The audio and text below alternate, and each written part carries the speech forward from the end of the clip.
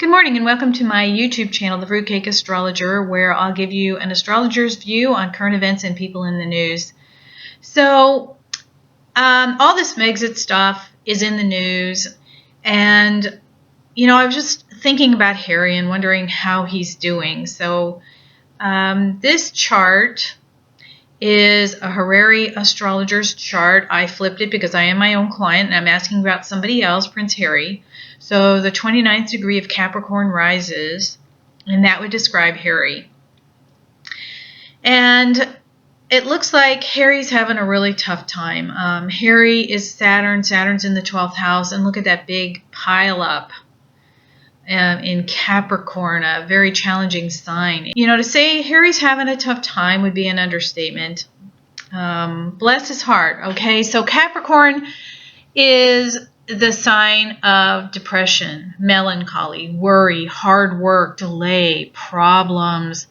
So he's definitely having a tough time. Now, you'll notice the 29th degree rises, so this is all a done deal. There's nothing, no decisions to be made. It's already done. He's already made his decision. And you'll also notice that Mercury in Aquarius rises to meet him, okay? So I think what Harry envisions himself doing is continuing his mother's work and being a humanitarian spokesman. Now, how well is this going to work out for him would be indicated by Mercury.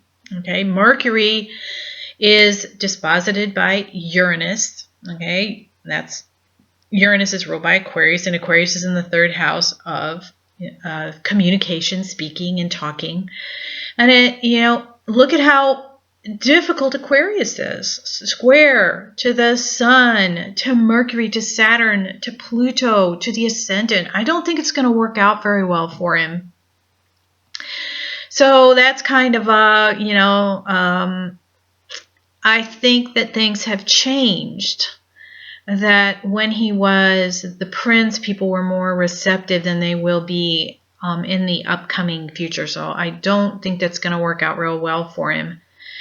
So Meghan, lots of talk about Meghan, and Meghan is ruled by the 7th house, which is Cancer.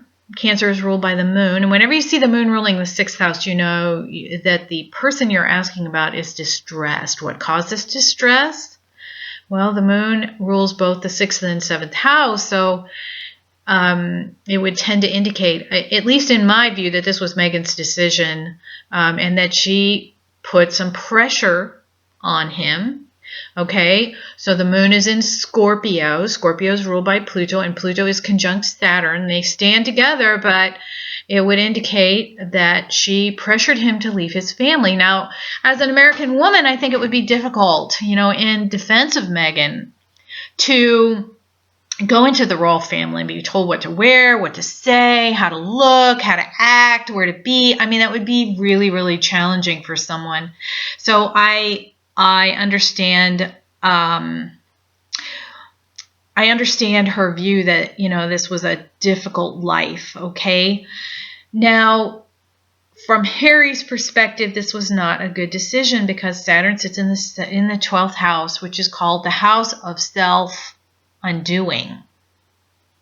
Okay, so I think this was not a good decision for Harry, and if Harry had, consulted with me, I would have said it's not a good thing to do. Find some other way to solve this problem, okay?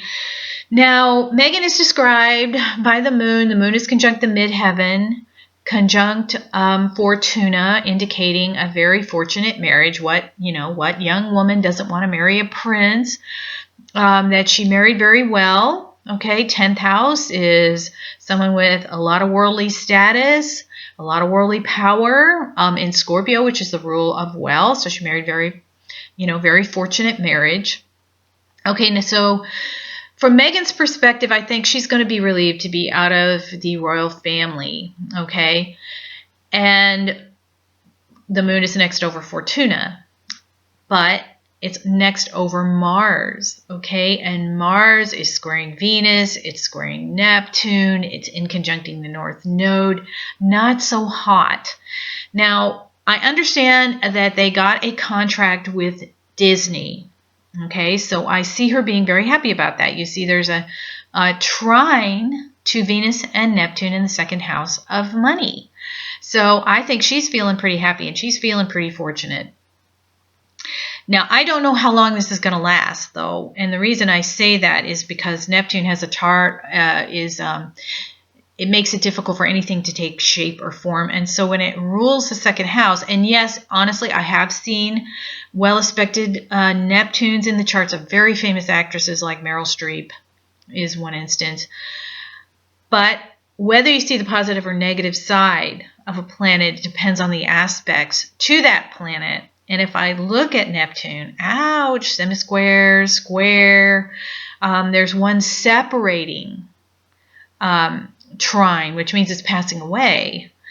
And if I then look at Venus, Venus is squaring Mars, a bunch of semi-sextiles, and a trine to the North Node. Okay, so the one positive aspect between those two planets, which makes me think this isn't going to work out as well as expected, that maybe she's bought the illusion, the deception. Now, Mars rules the third house. What are these fights going to be about? Mars rules the third house. Maybe siblings. Okay, neighbors and coworkers are not going to be happy. And if you think about Prince William, who, you know, is probably the third house, he may be really angry at her, you know, because of that triple conjunction up there about, you know, and very shocked.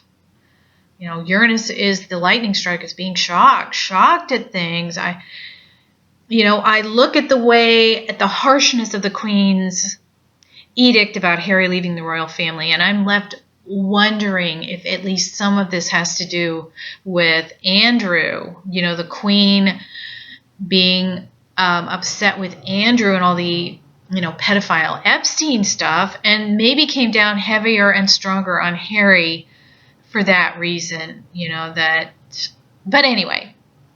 Okay, so I think William's shocked by all this, and of course very dismayed. Look at all the squares. I think he's very upset with Harry for what he's doing, and but anyway, that's another story.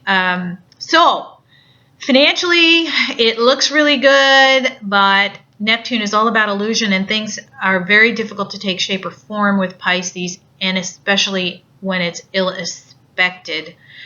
So from my perspective, Harry made a difficult decision, you know, made a bad decision. I think they should have looked at another way to solve the problems with the royal family. And I'm also worried about Harry because he grew up in a wealthy family. And a lot of times when you grow up with wealth, money's never been a problem for you and you're not very good at managing it. So, you know, if I were to counsel them, I would say be very careful what you say. Be careful about public fights. Mars in Sag is a very difficult placement. It's fiery. Jupiter expands. It's very warlike placement. Okay, so I think they're going to have to be careful not to go to war. Verbal warfare. Mars in the third rules the third. So which would affect their ability to earn money. Uranus in Taurus, a sign of money. So that would be my counsel to them, is like, be careful not to say anything angry, anything, you know, any public fight. Okay, so, you know, God bless them, keep them both in our prayers. You know, they have that beautiful child, And I think we should all be very, very thankful our lives aren't playing out in the public stage. You know, we've all made mistakes in our life. We've all had foibles. I mean, how much more awful must it be to play out in the public stage? So anyway, keep them in our prayers. Okay, thanks for listening, guys. And if you like this, please like, share, and subscribe. Thanks for listening.